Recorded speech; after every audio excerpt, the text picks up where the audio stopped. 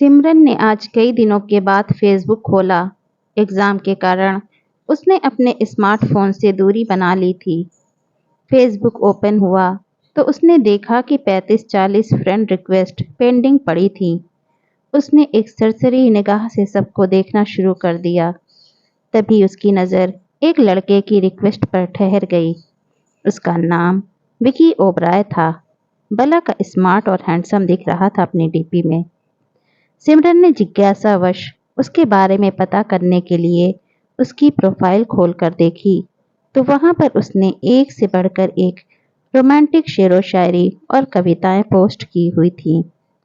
उन्हें पढ़कर वह इम्प्रेस हुए बिना नहीं रह पाई और फिर उसने विकी की रिक्वेस्ट एक्सेप्ट कर ली।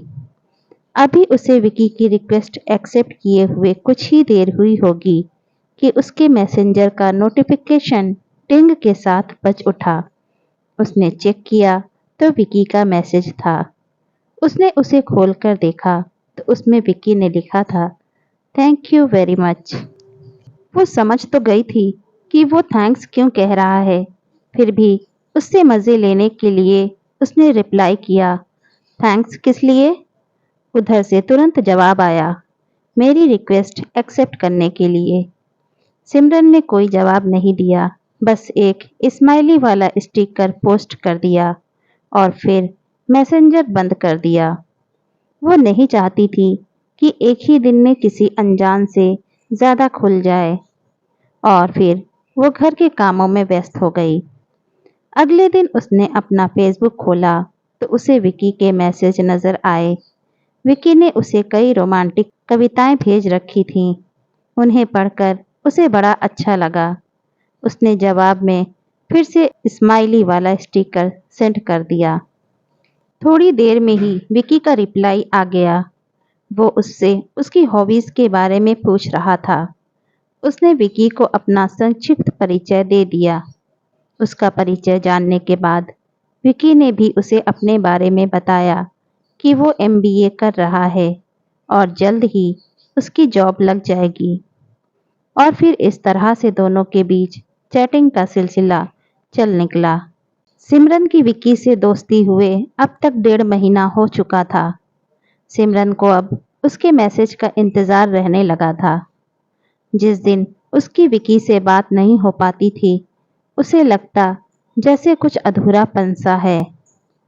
विक्की उसकी ज़िंदगी की आदत बनता जा रहा था। आज रात फिर सिमरन विक्की से चैटिंग कर रही थी। इधर उधर की बात होने के बाद विक्की ने सिमरन से कहा, यार हम कब तक यूं ही सिर्फ फेसबुक पर बातें करते रहेंगे? मैं तुमसे मिलना चाहता हूँ। प्लीज़ कल मिलने का प्रोग्राम बनाओ ना। सिमरन खुद भी उससे मिलना चाहती थी और एक तरह से उसने उसके दिल की ही बात कह दी थी। लेकिन पता नहीं क्यों वो उससे मिलने से डर रही थी। शायद अनजान होने का डर था वो। सिमरन ने यही बात विक्की से कह दी। अरे यार, इसीलिए तो कह रहा हूँ कि हमें मिलना चाहिए। जब हम मिलेंगे तभी तो एक दूसरे को जानेंगे। विकी ने उसे समझाते हुए मिलने की जिद की।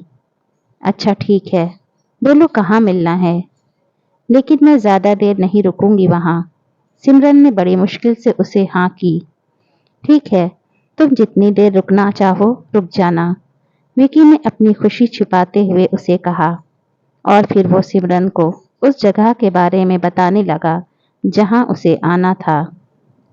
अगले दिन शाम को 6 बजे शहर के कोने में एक सुनसान जगह पर एक पार्क, जहाँ पर सिर्फ प्रेमी जोड़े ही जाना पसंद करते थे। शायद एकांत के कारण विकी ने सिमरन को वहीं पर बुलाया था। थोड़ी देर बाद ही सिमरन वहां पहुंच गई। विकी उसे पार्क के बाहर गेट के पास अपनी कार से पीठ लगा के खड़ा हुआ नजर आ गया। पहली बार उसे सामने देखकर वो उसे बस देखती ही रह गई। वो अपनी फोटोज से ज्यादा स्मार्ट और हैंडसम था। सिमरन को अपनी तरफ देखता हुआ देखकर उसने उसे अपने पास आने का इशारा किया। उसके इशारे को समझकर वो उसके पास आ गई और मुस्कुराकर बोली, हाँ अब बोलो मुझे यहाँ किस लिए बुलाया है?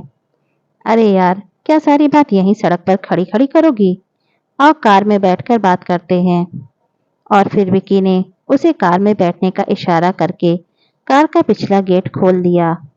उसकी बात सुनकर सिमरन मुस्कुराते हुए कार में बैठने के लिए बढ़ी। जैसे ही उसने कार में बैठने के लिए अपना पैर अंदर रखा तो उसे वहां पर पहले से ही एक आदमी बैठा हुआ नजर आया। शक्ल से वो आदमी कहीं से भी शरीफ नजर नहीं आ रहा था।